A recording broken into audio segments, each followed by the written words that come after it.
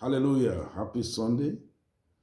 Welcome to this wonderful telecast. And I know the Lord God will bless you and bless everyone around you this very week in Jesus' name. Pastor Nusaka Inabulele is my name. I'm your host, and there's going to be blessings from God to us this morning in Jesus' name. If you are not subscribed to our YouTube channel, please press the rest button below and subscribe. And God Almighty will bless you in Jesus' name. Let us go to the book of Job, chapter 34. Job 34, we are reading two verses 10 and 12. Job 34, verses 10 and 12. Therefore, hearken unto me, ye men of understanding.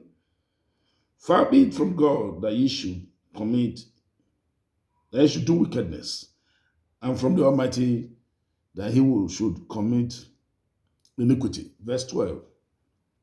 Yea, surely God will not do wickedly, neither will the Almighty pervert judgment. Job went through life torture, went through difficulties, he went through mental tortures, he went through a lot of things in life. But he didn't ascribe it to God. He said, far be it that God will do wickedly. God does not do wickedness. He does not commit iniquity. Job explained it clearly here that God does not do wickedness. So anything wickedness in your life is not God. Anything iniquity in your life is not God. Now, Jesus was addressing a group of the Jews, and he said to them in John 8, verse 44, John 8, verse 44, he said, you have your father the devil. The lust of your father you will do. He was a murderer from the beginning. If he says a lie, he say it of his own. He is a liar and a father of it. Now, Jesus was telling the Jews that were talking to him that you don't know yourself. You are a representative of the devil. Jesus knew them that they were an instrument being used by the devil. He said he was a liar from the beginning, and he was a murderer from the beginning. He was one that possessed the body of Cain to kill Abel. He was a murderer, the devil. You have to recognize that what you are going through, the trials, the temptation, God is not involved. So you don't get angry with God. Don't get angry. Don't upset with God. Don't be upset with God. No, it's the devil that is dealing with you, and you need to shift the pattern and face the devil and deal with the devil squarely. In Daniel chapter 10, Daniel 10 from verse 13, Daniel decided to wait on the Lord for a revelation. First day he prayed.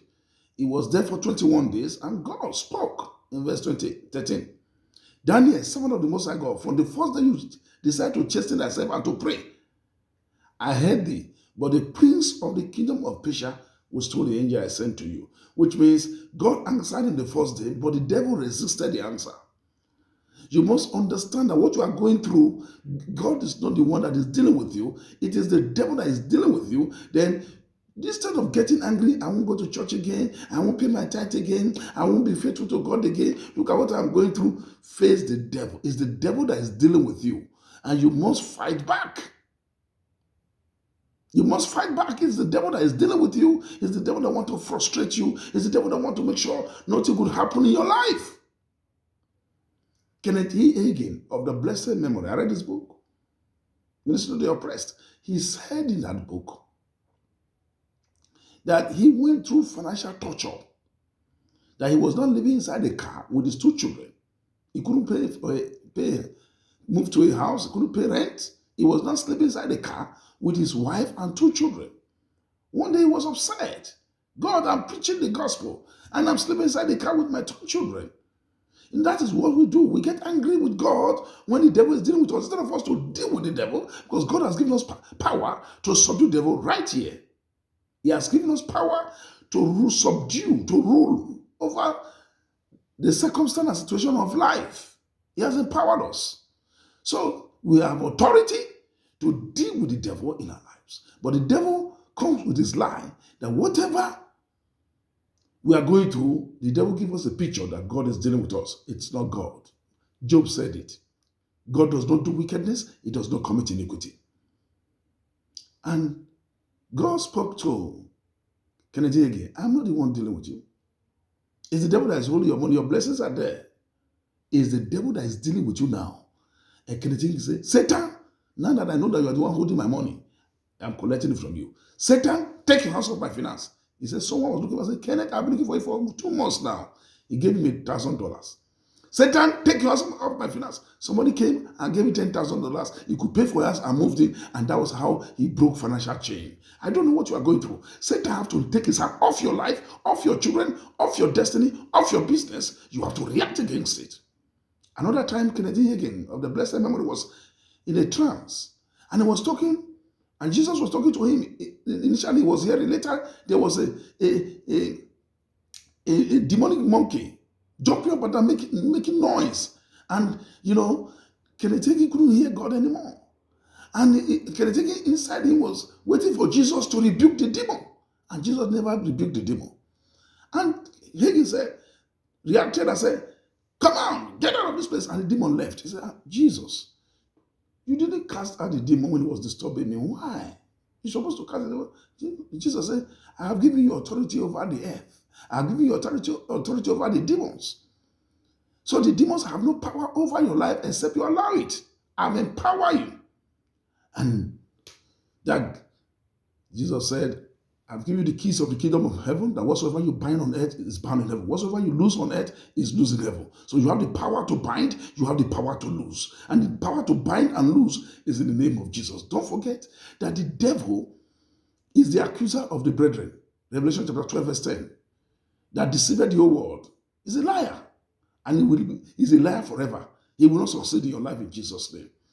In Genesis chapter 3, from verses 2 and 3, Satan reported God to man. As God said, that you don't introduce something. God knows. God did know that the day you eat of it, you'll be wise. You know the difference between good and evil.